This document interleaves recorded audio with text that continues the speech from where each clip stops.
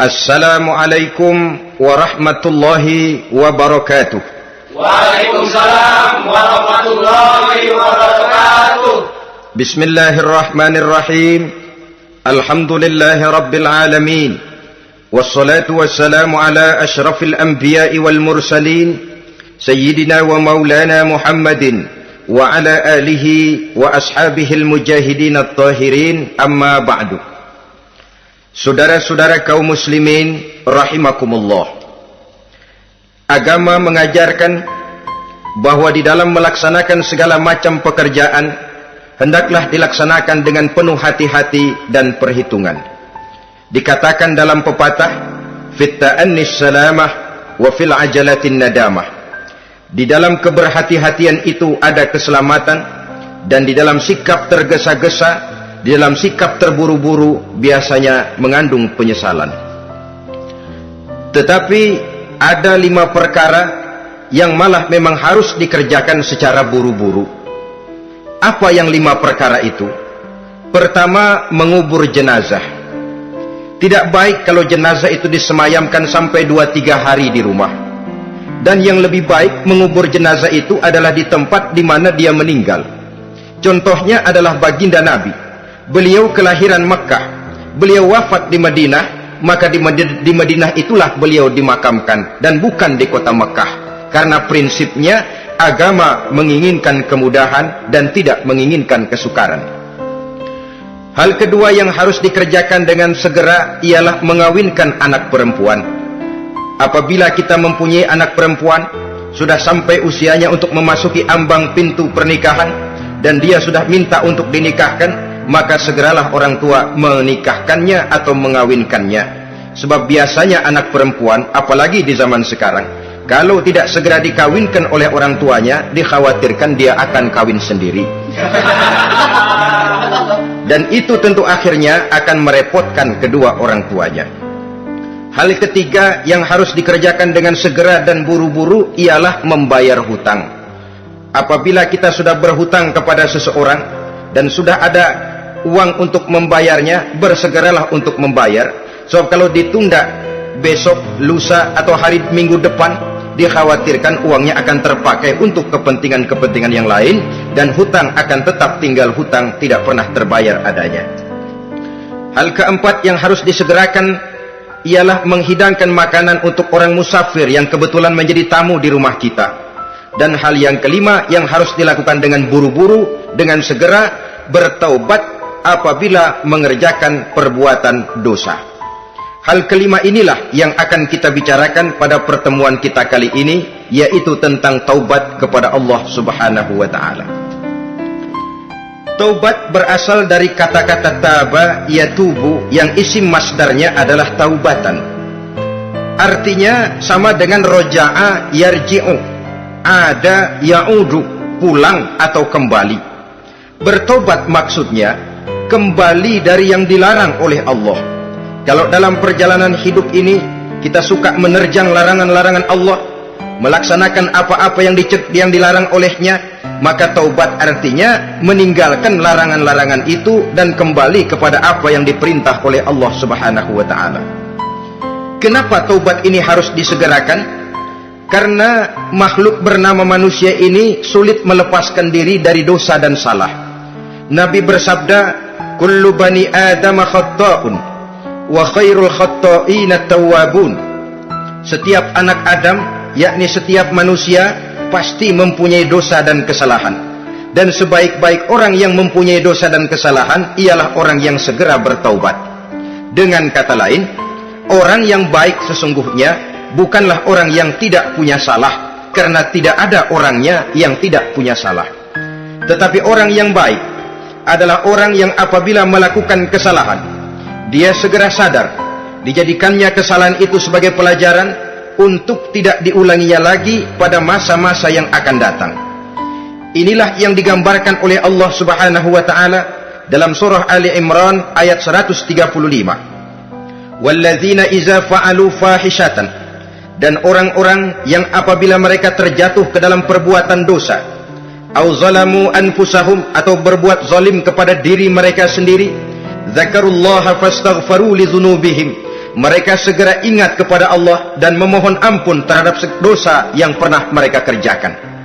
Saudara-saudara kaum muslimin rahimakumullah, sejak awalnya iblis memang sudah memproklamirkan diri di hadapan Allah Subhanahu wa taala. Apa kata iblis? Ya Rabbi wa izzatika la azalu aghwi bani Adam ma damat arwahuhum fi ajsadihim. Ya Allah, demi kemuliaan-Mu saya bersumpah, kata iblis, saya akan selalu memperdayakan anak-anak Adam. Saya akan selalu menggoda manusia selama ruh mereka masih ada di dalam jasad mereka. Jadi selama ruh masih ada di dalam jasad, selama itulah iblis akan selalu berusaha menggelincirkan manusia untuk jatuh ke tempat-tempat salah dan ke tempat-tempat dosa. Tetapi kemudian Allah juga memberikan jaminan. Allah menjawab proklamasi iblis ini, wa izzati wa jalali ya mal'un la azalu aghfiru lahum mastaghfaru. Demi kehormatanku, demi kemuliaanku, hai mal'un, hai yang terkutuk, hai iblis, kalaupun engkau selalu memperdayakan manusia, kalaupun engkau selalu menipu dan menggoda mereka sepanjang ruh mereka masih ada di dalam jasad, aku akan senantiasa memberikan ampun kepada mereka sepanjang mereka memohonkan ampun kepadaku. Inilah jaminan dari Allah Subhanahu wa ta'ala. Saudara-saudara kaum muslimin rahimakumullah, oleh karenanya apabila kita berbicara tentang taubat, artinya kita berbicara tentang tingkah laku kita dalam kehidupan sehari-hari. Apa yang harus kita lakukan untuk sempurnanya satu taubat? Pertama, menyesal terhadap dosa yang pernah kita lakukan. Kadang-kadang ada juga orang bertaubat, tapi bukan nyesal terhadap dosa yang dia kerjakan, malah puas katanya. Dia ngomong sama teman-temannya, saya dulu zaman muda sudah kenyang judi, kenyang zina, kenyang mabuk-mabukan, sudah puas. Sekarang tinggal benernya saja, saya sudah taubat. Taubatnya sih bagus, tapi puasnya itu yang jelek. Kenapa harus dikatakan puas? Bukan puas, menyesal. Menyesal saya dulu. Kenapa hanyut terjebak dosa? Kenapa tenggelam di meja judi? Kenapa tenggelam di minum-minuman keras? Kenapa hanyut kepada perbuatan munkar dan maksiat? Saya menyesal sekali. Menyesal diperintah dan bukan malah puas. Dari rasa menyesal ini nanti timbul hal yang kedua, yaitu berniat tidak akan mengulangi lagi perbuatan dosa. Kalau menyesal tapi masih diulangi lagi, itu belum taubat yang sebenarnya. Saya kapok, menyesal, tidak mau minum minuman keras lagi, besok tidak ada minuman keras, malah pusing nyari kesana kemari, itu belum taubat yang sebenarnya. Jadi setelah menyesal, berniat tidak akan mengulangi lagi perbuatan dosa itu. Kalau menyesal tapi masih diulanginya lagi, itu sama saja dengan main-main. Saudara-saudara kaum muslimin rahimakumullah, barangkali itu yang orang namakan dengan taubat sambal namanya. Kita kalau makan nasi pakai sambal, pedesnya bukan main, repot, marah, ngomel. Gila, sambal pedes bukan main, taubat sama sambal. Taubat sama sambal katanya. Tapi 2-3 hari kemudian dia makan lagi, nggak ada sambal, nyari. Kemarin sudah taubat, 2 hari kemudian malah nyari. Ini bukan taubat yang sebenarnya. Penyesalannya tidak diiringi dengan berniat untuk tidak mengulangi perbuatan dosa itu selama-lamanya. Saudara hadirin, kita sudah taubat, tidak mau lagi minum minuman keras. Datang teman, minum ya? Nggak mau. Kenapa? Saya sudah taubat. Yang benar, benar. Kalau dibayarin, nah udah. Jadi rupanya taubatnya itu cuma karena nggak ada yang bayarin. Begitu datang yang bayarin, berangkat lagi. Itu belum lagi merupakan taubat yang sebenarnya. Begitu juga kita taubat dari meja judi. Pada waktu sudah buras, bangkrut, habis-habisan, mungkin menyesal, mungkin bertobat. Inilah akibatnya judi, rumah tangga berantakan, harta buras, anak terlantar, uang tidak ada. Taubat, saya tidak mau lagi-lagi tenggelam di meja judi. Pada saat kondisinya bangkrut, itu yang diucapkan. Tapi 2-3 hari, 4-3 minggu, 1 bulan kemudian rezekinya banyak, makmur lagi, usahanya maju lagi, lupa lagi dia kepada ucapan sebelumnya, akhirnya sedikit demi sedikit tenggelam kembali di meja judi. Ini pun belum merupakan taubat yang sebenarnya. Jadi untuk sempurnanya taubat, yang pertama menyesal terhadap dosa yang telah dilakukan, yang kedua berjanji tidak akan mengulangi lagi, kemudian yang ketiga meninggalkan perbuatan jahat itu untuk selama-lamanya. Dengan kata lain, kalau memang taubat tidak mau minum lagi, talak 3 itu minuman keras. Kalau memang niat tidak akan berjudi lagi, talak 3 itu segala macam bentuk perjudian, meninggalkan perbuatan jahat. Yang keempat, menunaikan semua fardu dan kewajiban. Sebab barangkali pada saat kita tenggelam dalam dosa, perintah-perintah Allah, jangankan yang sunnah, yang wajib saja sering kita lalaikan.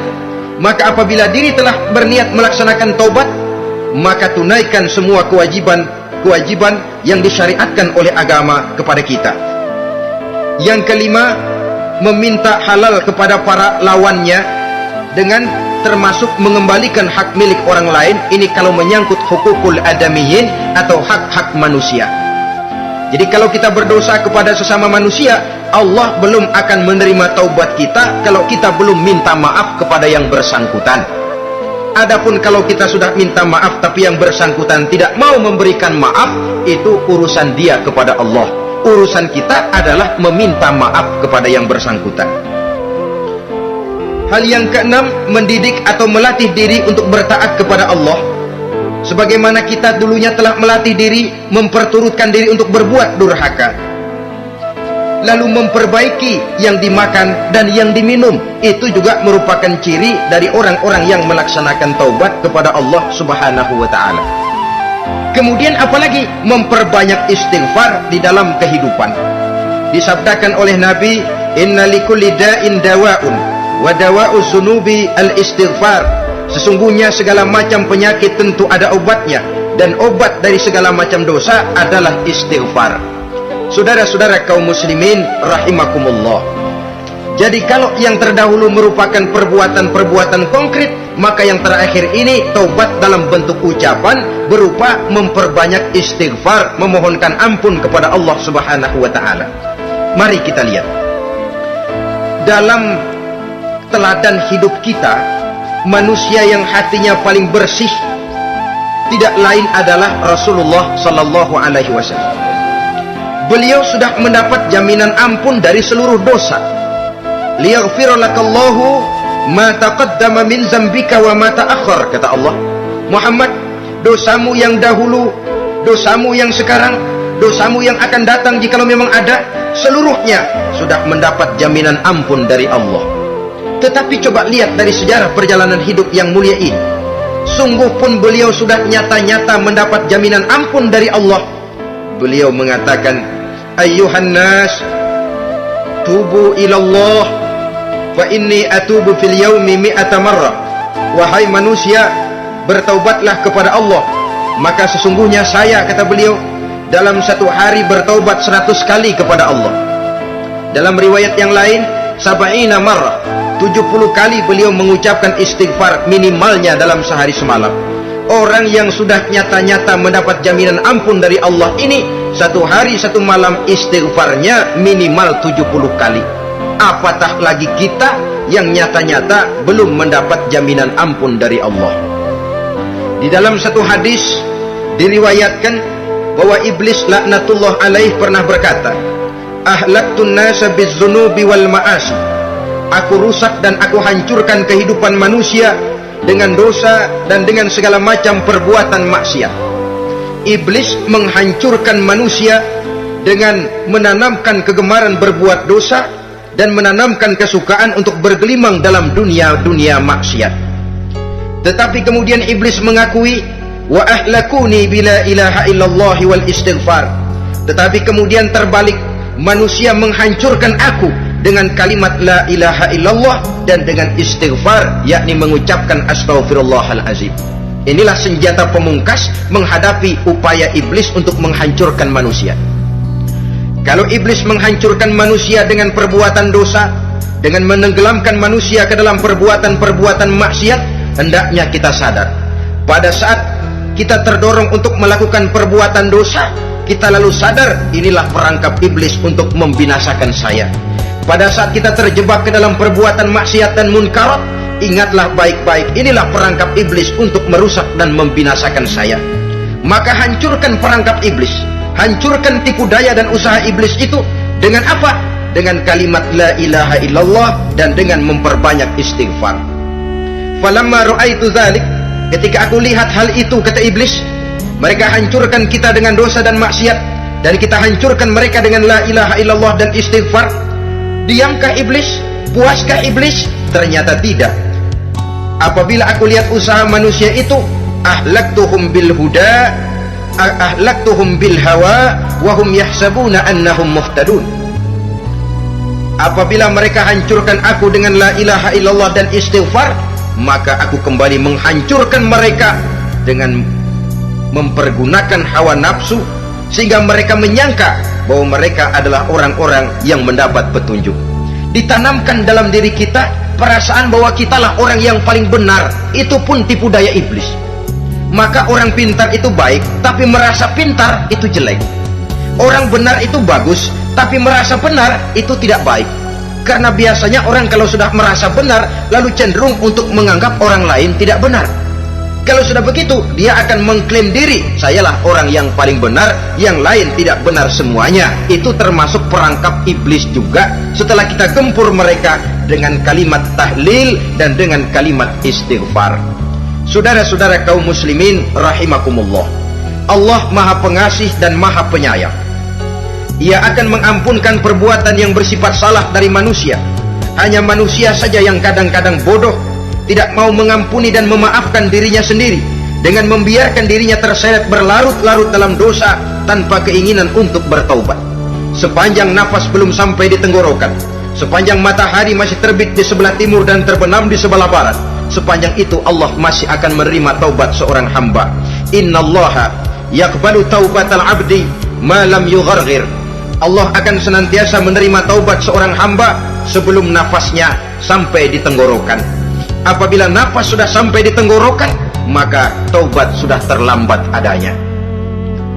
Lalu yang konkret di dalam kehidupan ini, apa ciri-ciri dari orang yang melaksanakan taubat itu?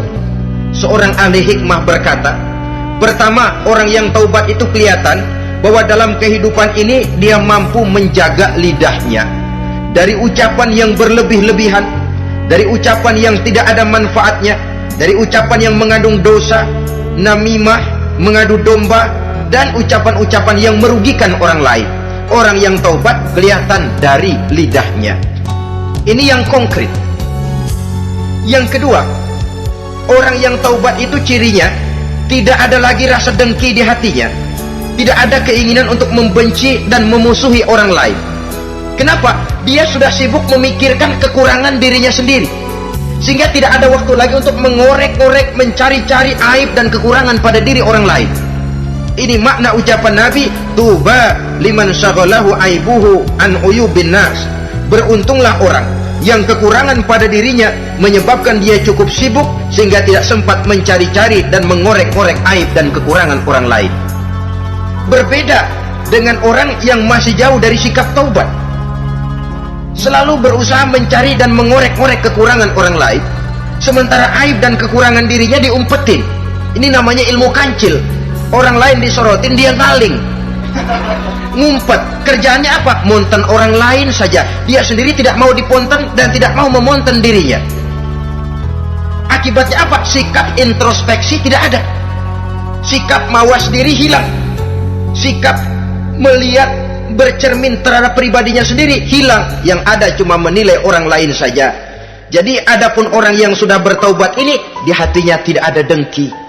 Melihat orang lain mendapat nikmat, alhamdulillah, dia ikut bersyukur. Lain dengan orang yang jauh dari taubat, tetangganya dapat nikmat, dia meriang, tidak senang hatinya melihat orang lain senang.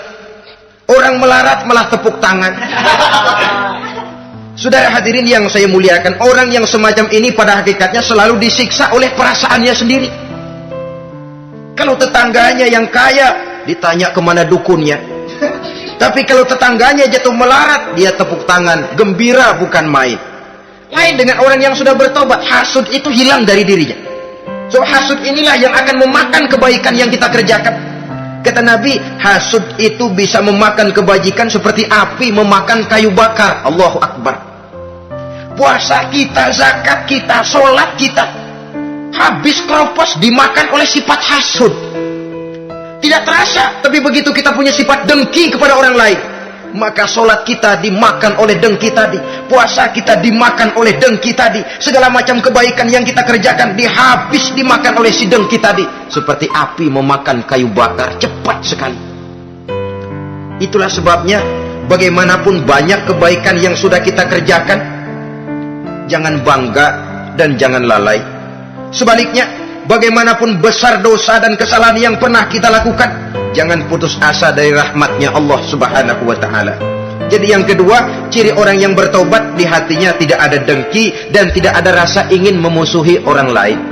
Dia berhadapan dengan setiap orang dengan modal husnuzon, baik sangka kepada Allah, tidak a priori.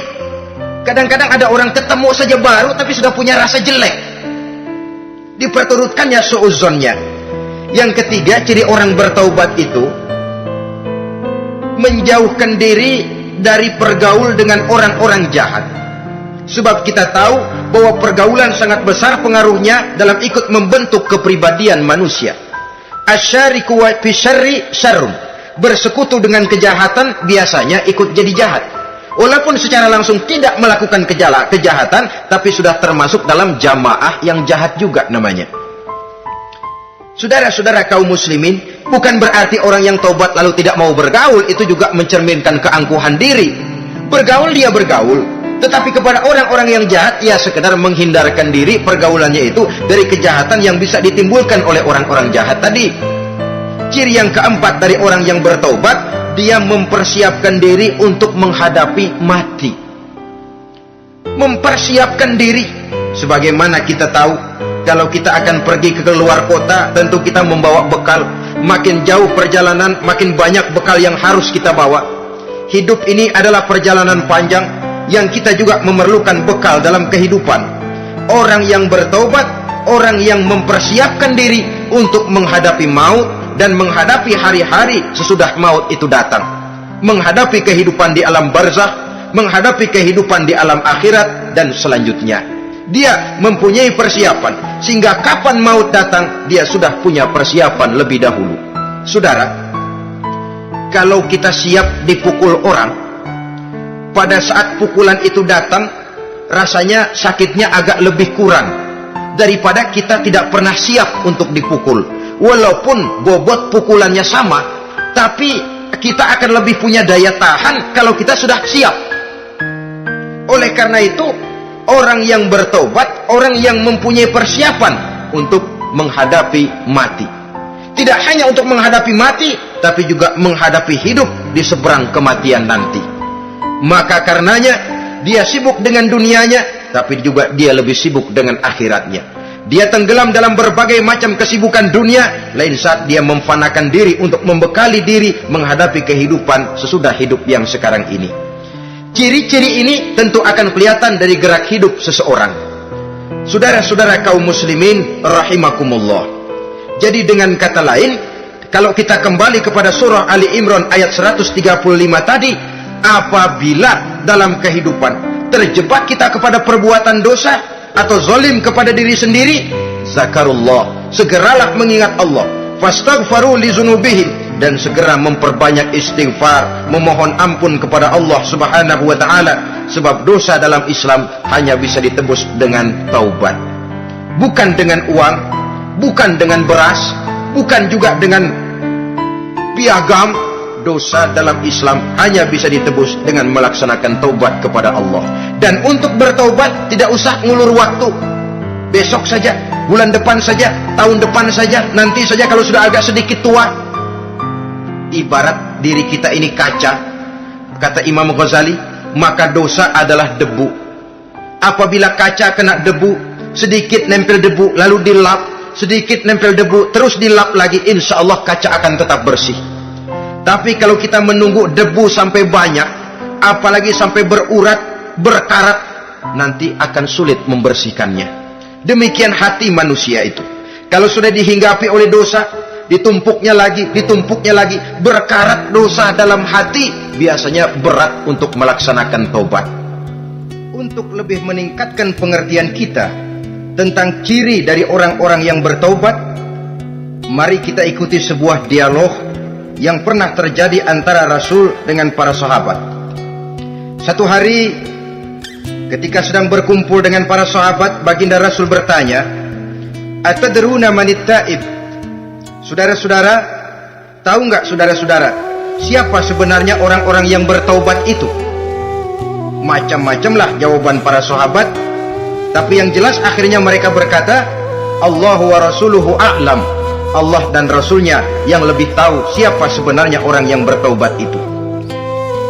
Atas jawaban ini, baginda Rasul lalu menegaskan, pertama, man taba wa lam yata'allamil ilma falaysa bitaibin. Siapa orang yang mengaku bertaubat kepada Allah, lalu dia tidak mau mencari ilmu, tidak mau belajar, falaysa bitaibin, maka dia belum termasuk orang yang bertaubat. Jadi di sini jelas bahwa bukan hanya dari dosa kita bertaubat, juga bertaubat dari kebodohan. Dalam arti tidak membiarkan diri kita bodoh terus menerus. Dengan bahasa anak sekarang, bodoh tapi betah.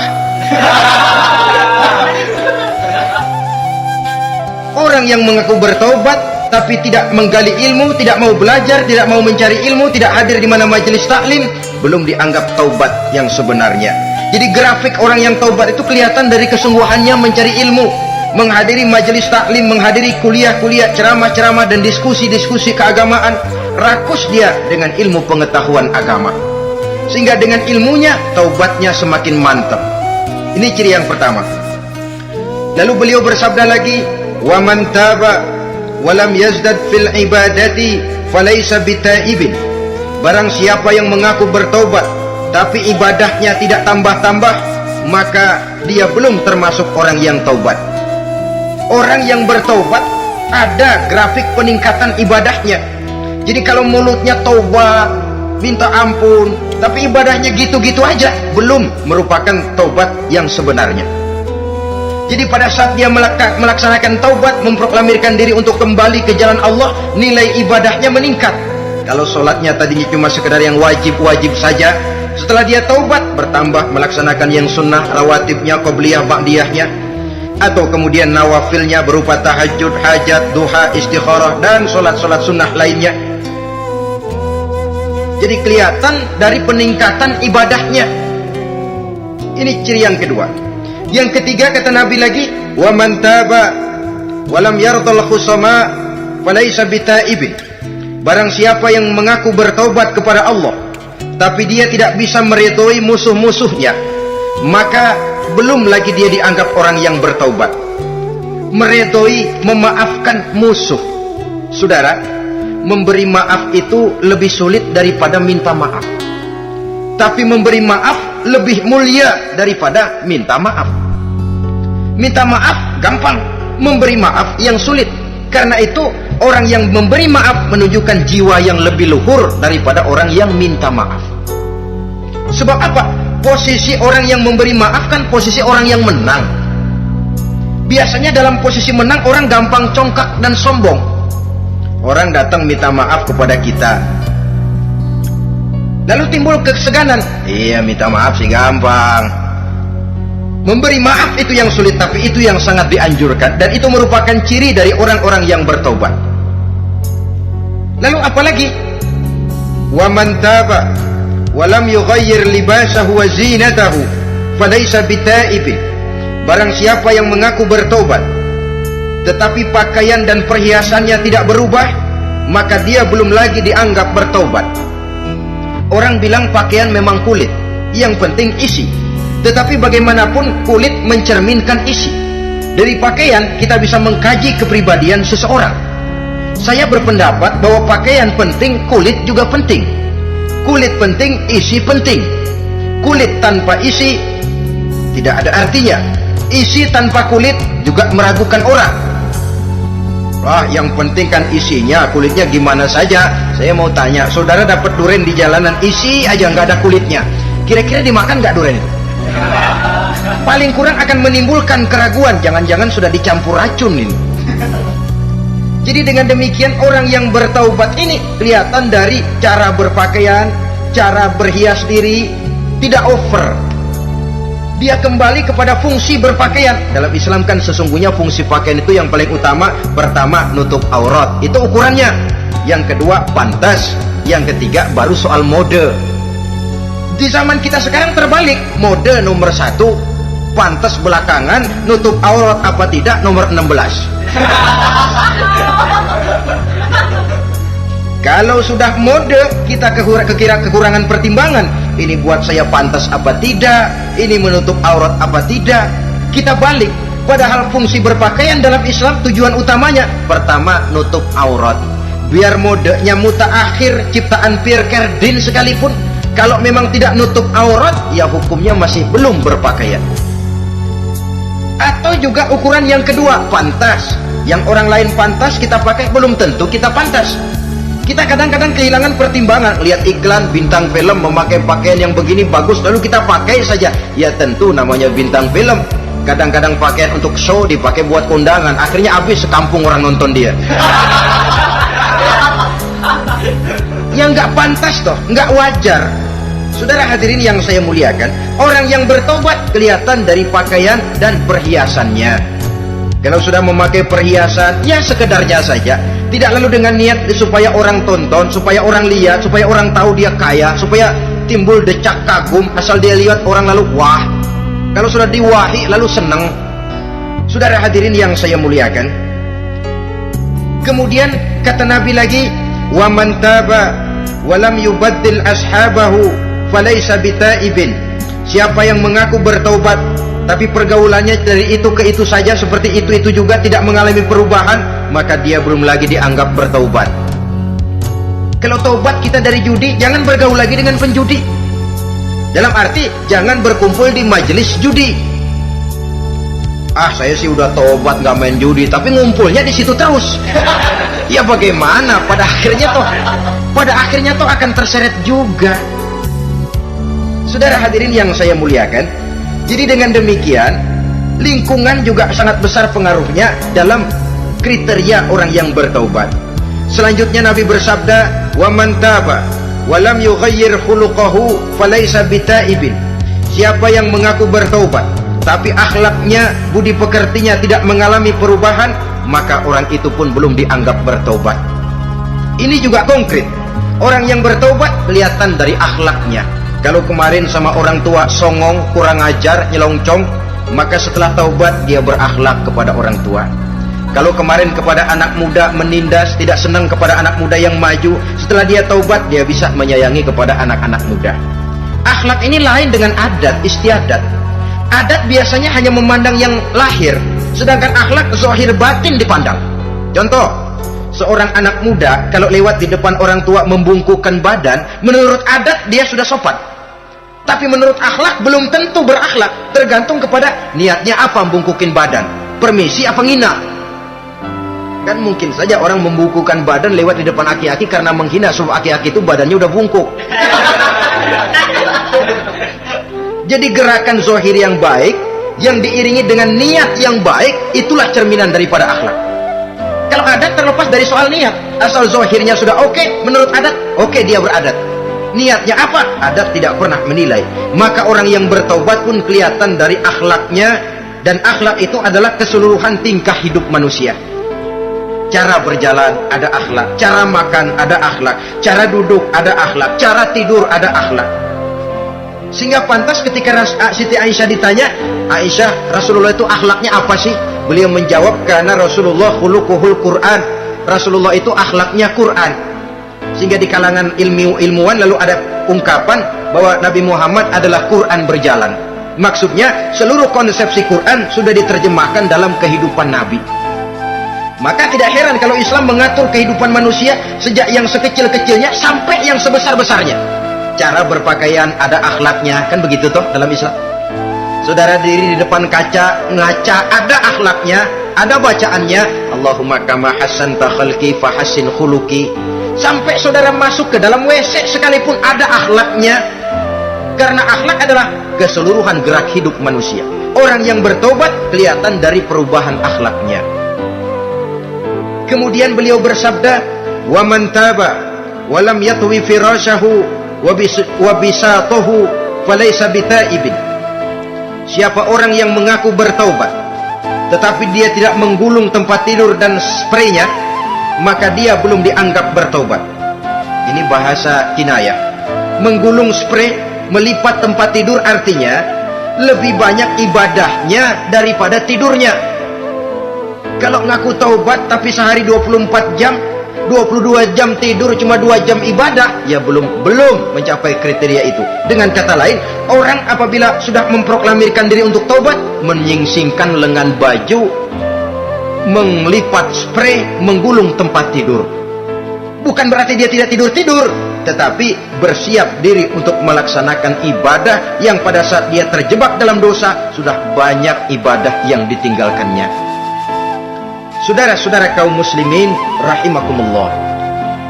Kemudian beliau bersabda pula, wa man taba wa lam yatasaddaq falaysa bitaibin. Barang siapa yang mengaku bertobat kemudian dia tidak menyedekahkan karunia yang diberikan Allah kepadanya, maka taubatnya belum lagi dianggap taubat yang sebenarnya. Faman istabana minal abdi hazihi al-khisal fahuwa taibun haqqan. Apabila nyata tanda-tanda ini pada diri seorang hamba, maka barulah taubatnya dinamakan taubat yang sebenarnya. Jadi untuk taubat itu ada 2 jalan yang bisa kita tempuh.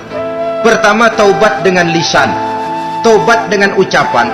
Dalam artian apa? Memperbanyak istighfar. Istighfar yang mana? Yang mana yang mungkin saja. Kalau waktunya sempit, ya istighfar yang pendek-pendek. Astaghfirullah, astaghfirullah, astaghfirullah.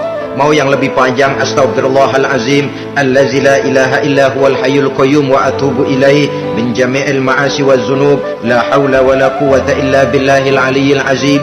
Ada waktu yang lebih panjang lagi, membaca sayyidul istighfar. Tiap kali berbuat jahat, tiap kali diiringi dengan istighfar. Nah, ini yang bisa runtuh dengan istighfar ini dosa apa? Dosa yang ringan, dosa yang biasanya dilakukan oleh panca indera kita. Mata, ini dosa mata, insya Allah bisa runtuh dengan istighfar. Melihat yang haram, cepat nunduk, astagfirullah. Habis nunduk, jangan ngeliatin lagi. Kadang-kadang ngeliat nunduk, istighfar, melotot lagi, istighfar lagi.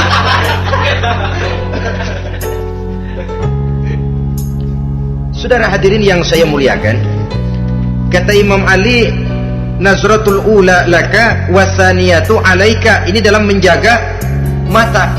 Pandangan pertama rezekimu, kelihatan, namanya kelihatan kan rezeki.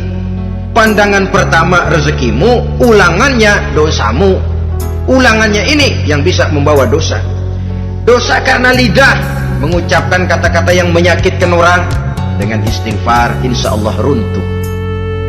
Adapun dosa-dosa besar lainnya tentu harus dengan perbuatan. Tidak cukup dengan sekedar istighfar saja. Perbuatannya apa? Itulah seperti yang sudah saya sampaikan pada ciri-ciri orang yang bertaubat tadi. Oleh karenanya, beruntunglah kita masih diberikan umur oleh Allah, sehingga segala dosa dan kesalahan yang kita lakukan, kita masih punya kesempatan untuk mengadakan pemutihan, bertaubat kepada Allah. Nah, apa kemudahan yang diberikan Allah kepada orang yang melazimkan istighfar di dalam hidupnya? Pertama, kata Nabi, man lazimal istighfar, siapa orang yang melazimkan, membiasakan diri istighfar, diberikan keistimewaan oleh Allah. Pertama, ja'alallahu lahu min kulli dhiqin makhraja. Allah akan memberikan jalan keluar untuknya dari segala macam kesulitan. Hidup ini kan problem. Makin tinggi status sosial, makin banyak urusan. Urusan akan selesai apabila hidup di dunia selesai. Kita menyangka orang lain lebih enak dari kita, padahal tiap orang punya urusan. Yang namanya enak barangkali persis seperti pelangi biang lala itu. Tidak pernah di atas kepala kita, di atas kepala orang lain saja. Begitu kita memandang keenakan dalam hidup ini. Petani bilang pedagang enak, pedagang bilang petani enak. Tapi begitulah keenakan itu. Orang yang melazimkan istighfar, dia akan diberikan jalan keluar dari segala macam kesulitan.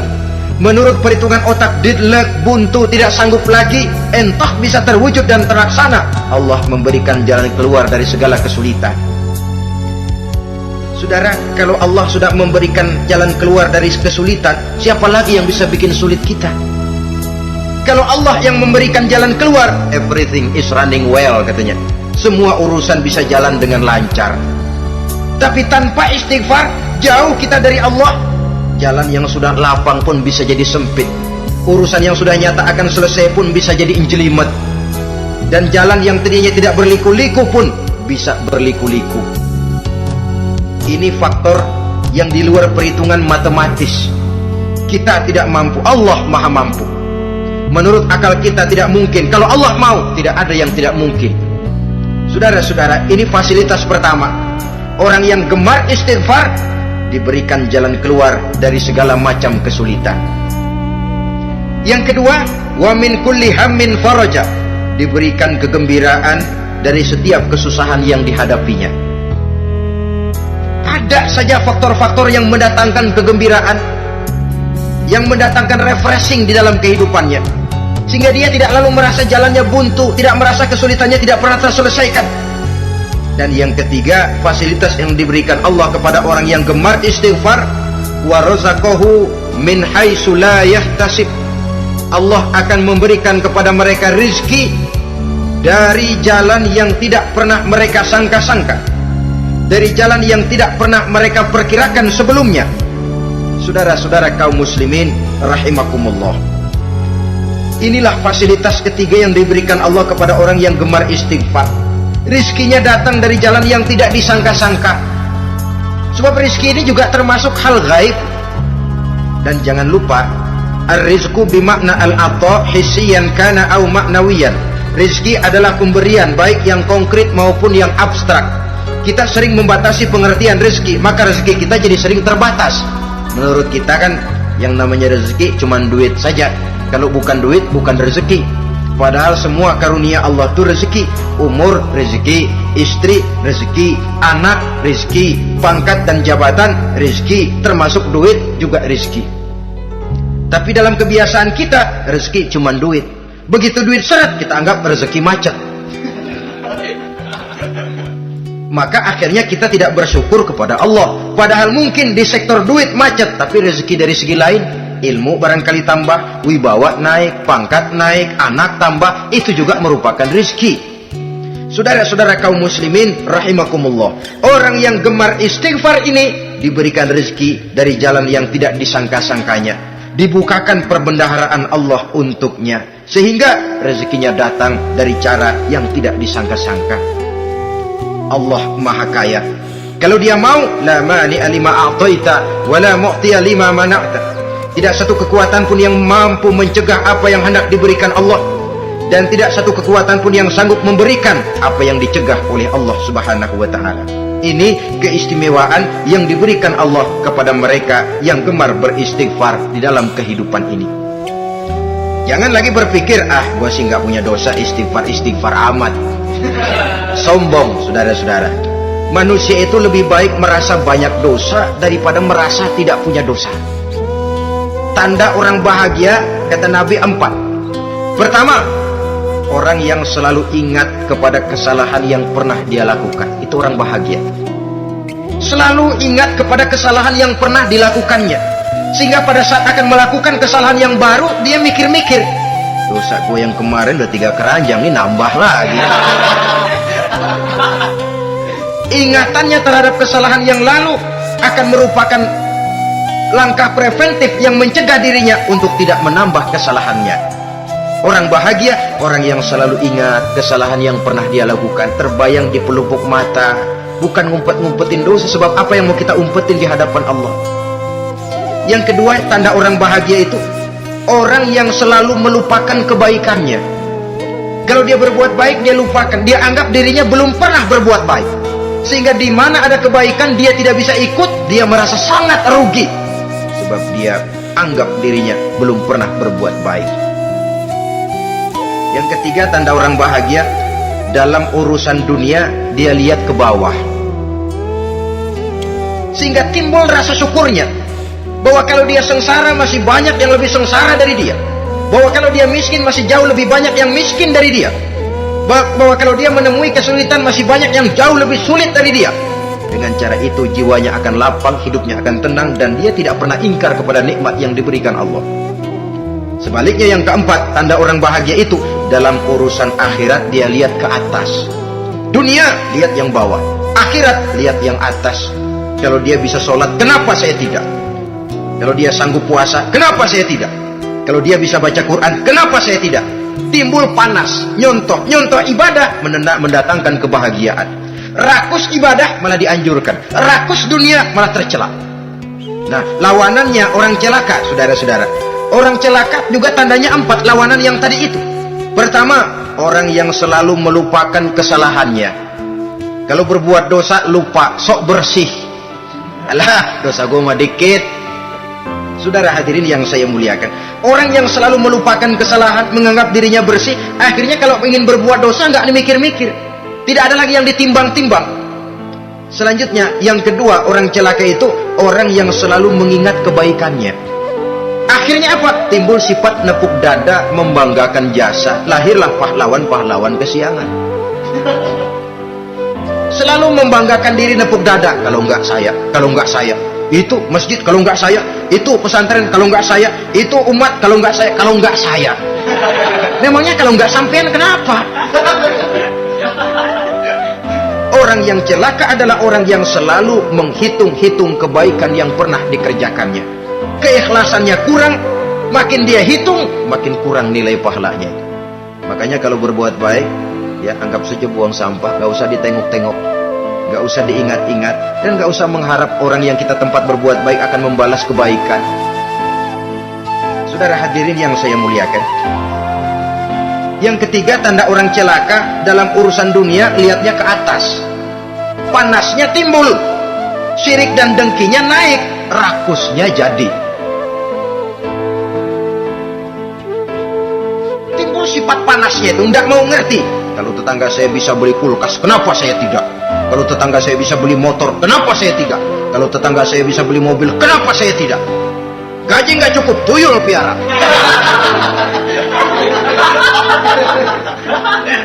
Orang itu kalau sudah didorong oleh rakus kan bisa jadi menghalalkan segala macam cara untuk mencapai tujuan.